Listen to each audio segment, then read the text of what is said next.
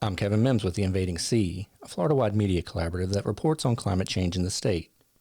As part of that effort, we started the Business of Climate Change, a weekly interview with businessmen and women whose companies are either affected by the warming climate or address climate challenges. Today we're talking with Charley Caulkins, a partner with the Fisher Phillips law firm and current chair of the Florida Chamber of Commerce. Charley, thanks for taking a few moments to talk with us today. Good afternoon, Kevin, and I appreciate the opportunity on this very important topic for Floridians. First, can you tell us a little bit about the Florida Chamber of Commerce and what it does for Florida businesses? The Florida Chamber is a group of business people, men and women, who are members of it's mainly businesses that are members of the organization that have been in existence for I don't know how many years, many years, that have a vital interest in the future of Florida, protecting the future of Florida, and helping create the kind of environment we need to have to continue our state's progress and the livelihoods of business people, small, medium, and big, are really important to us. And we have engaged with the legislature all the time to make our viewpoint heard and have input on the direction of the state. So in general, how is Florida's economy looking right now? And will things like sea level rise and changing weather patterns affect the economy in the future? Definitely. The Florida economy is really stronger than I think we all expected it to be with the coronavirus situation that we're all faced with. We've had remarkable leadership by our political elected officials, starting with our governor. But if you even go back many years, responsible legislators have put Florida in a good place to be prepared for bad situations like we're going through. We have a full-time economist at the Florida Chamber, and if people are interested, go on our website because he's got tons of data.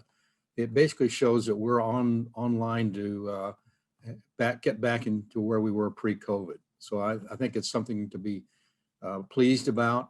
Obviously, sea level rise is a big challenge in all sorts of ways to Floridians, and it's part of important part of what the Florida Chamber has been looking at as we've planned for the next 10 years. We do a 10-year plan every 10 years, and that's a key component of our plan. Charley, how are Florida businesses responding to climate change here in Florida? What kind of questions or concerns are you getting from Florida business owners? Well, let me start with the good news, I think, is that we have moved past, in my opinion, the political debates of who caused it. My girlfriend's father is a geologist. He's 93, and he talks about 2 million years ago what happened as part of the perspective. And then there's other people that talk about it's so man-made. So there's all these different perspectives, but I think the good news for all of us is pretty much we've moved past that. Yes, there are people pushing for the new Green Deal and some of those things, but for the majority of Americans and majority of Floridians, we're now focused on the solution rather than the cause. And I think that is really good news because I see it from business people, the political elected officials, and people that I talk to around the state, that this is the direction that we all want to go to, which is to focus on it's coming. We have it. So what are we going to do as a state to continue the kind of a state we all want to live in? We have, a 1,350-mile coastline to protect. We've got beautiful beaches, and we've got all kinds of great climate and weather, and people want to preserve that, and it's the right thing to be focused on. We've got low elevations in Florida. We have communities built on swampland. So, we've got a lot of challenges in Florida, but the good news, I think, for Floridians is that the business community and our elected officials and all other groups in Florida are really now focusing on what to do about it. And I think that's fantastic. So with that idea of what we do about it, what is the Florida Chamber of Commerce telling businesses? We're saying that we all got to work together to focus on a number of things. One is flood mitigation. That's the big one. And we've got to enhance our natural barriers that we have in the state. We've got to look at the man-made barriers and what we need to do to erect more of those or raise them. And we've got to be careful about our future development plans. in a responsible way. The state legislative leaders and Governor DeSantis particularly is very involved in this, and has a chief resiliency officer, which is a first time thing for Florida.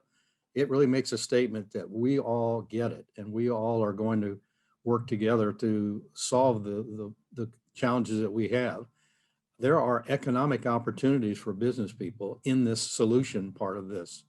It's going to be a tremendous, not just seawall building companies, but all engineering. And so there's going to be actual real opportunities for smart business people to see these opportunities and create a business or take their business and go in ways that maybe they never imagined before because of what we've got to do in Florida to get ourselves in shape for the sea level rise. I'm convinced it's going to happen.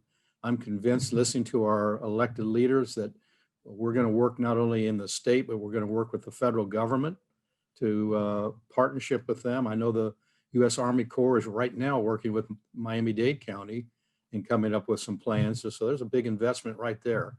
And that's going to continue. I think we're going to be really well placed to address this issue.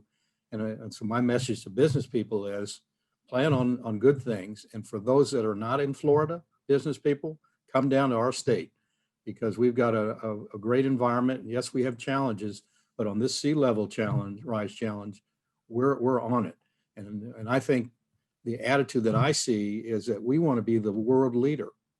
We want people throughout the world who are also facing some of these challenges to say, wow, look what they've done in Florida. Look how the partnerships have worked together, business, government, other interest groups working together, shedding the politics of who caused it and all that aside and focusing on getting a fix here that will put Florida in a very sound place for business people, for families, to all kinds of communities going forward in the future. The Florida Chamber, we have this 2030 plan. Like I said earlier, it's part of our plan. We know that this has to be addressed, and we've got a lot of interest in our board and our members in the Florida Chamber to be part of the dialogue to get this done in a responsible way. So with climate change in mind, what are some things that businesses, whether they're already here or considering coming here, need to think about? Well, they need to realize and be educated if they don't understand that, we don't have an income tax in Florida. That's fantastic. So people might be saying, how are we going to pay for this? Well, we have property taxes and we're looking for federal assistance.